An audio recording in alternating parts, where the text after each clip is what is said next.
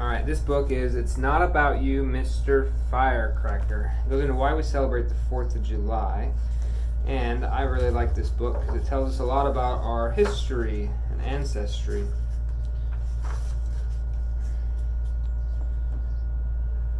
God told Abraham that because of his faithfulness, God would bless him and all of his descendants who would be as numerous as the stars of the sky.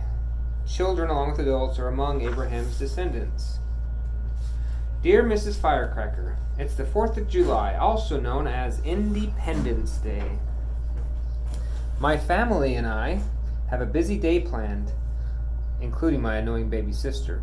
We're going to watch a parade with marching bands and beautiful floats. All decorations and clothing will be red, white, and blue, the colors of the American flag.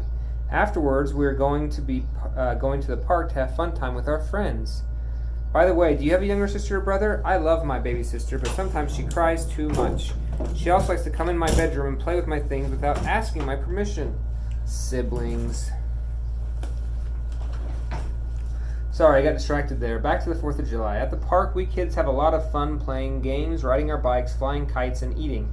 For some reason, food in the park always tastes better than food at home.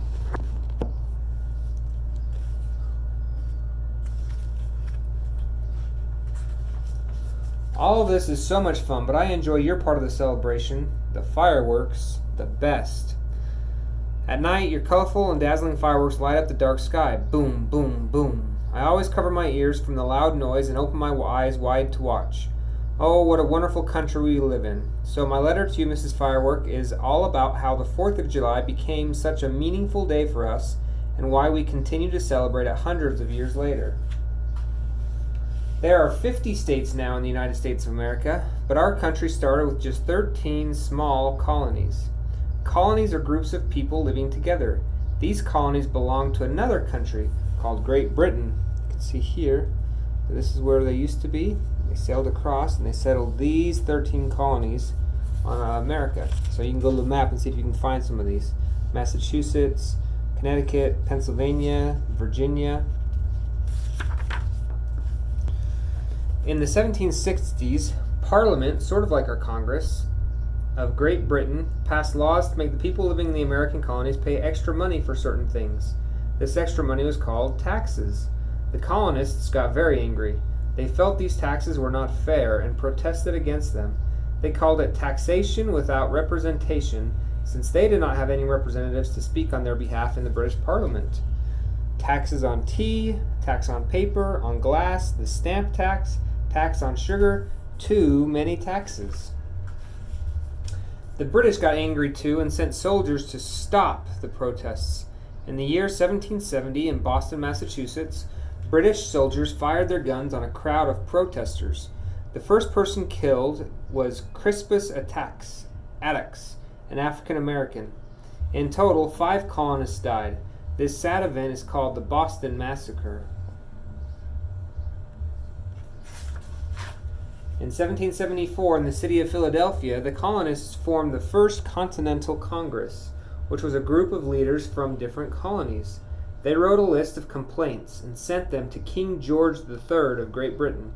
They also formed militias, groups of men with weapons, in their towns and cities to defend themselves. The British did not back down, though, and continued to send in soldiers. In 1775, British soldiers went to the town of Lexington, Massachusetts, and fought about 100 colonists. This was the beginning of the American Revolutionary War. On June 7th, 1776, the Second Continental Congress met in Philadelphia to discuss the colonists breaking away from Great Britain and becoming an independent country.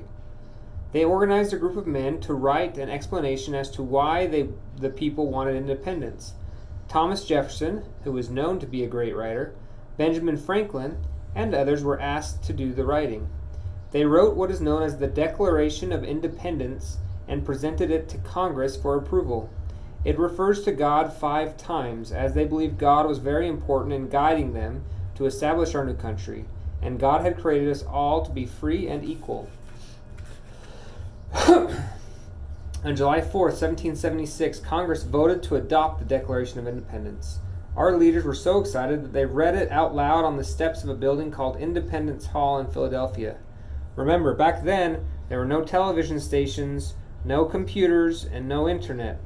They also rang the Liberty Bell so everyone would know that America was declaring freedom. By the way, a Bible verse is engraved at the top of the Liberty Bell. It says, "Proclaim liberty throughout the land unto all the inhabitants thereof," and comes from Leviticus 25:10. And that is just what our leaders did.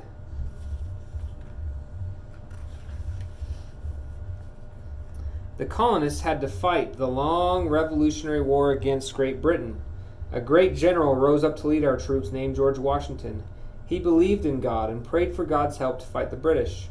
After the Americans won the war, George Washington was elected the first president of the United States of America. African Americans, women, and children also played important roles in the American Revolution. For example, Peter Salem was an African American slave who was allowed to go free so he could join the legendary group of American soldiers known as the Minutemen. He became a hero by fighting valiantly against the British at the Battle of Bunker Hill.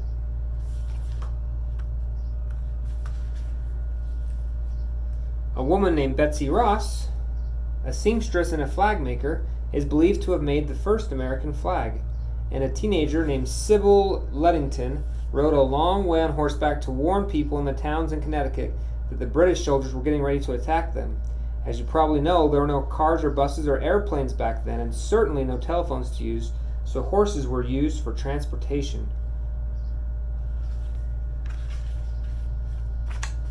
So, Mrs. Firecracker, that is how the 4th of July became the birthday of America's independence. As the years passed, Americans remembered to celebrate this day. In 1870, Congress passed a law to make the 4th of July an important federal holiday. Soon, firecrackers like you were added to make the celebration even more joyful and colorful. This year, during the celebrations, I'll look up at the night sky and enjoy all the beauty and noise you provide for us. But as I'm looking up, I'll especially remember and thank the Greater One who made all of our freedoms possible, because without him, we would not be the greatest country on earth. Love me. And then there's a prayer at the end, and then there's something about the author, and then you can learn more about Jesus. So it has a little religious connotation. I love America. That's why I'm over here fighting for this country, and so that we don't have any things happen like happened on September 11th happen again in America. This is the country where that was planned and staged, and so we're here trying to help the people that want to be free and have freedoms like we do, have those freedoms here in Afghanistan. So I love you guys. Mwah.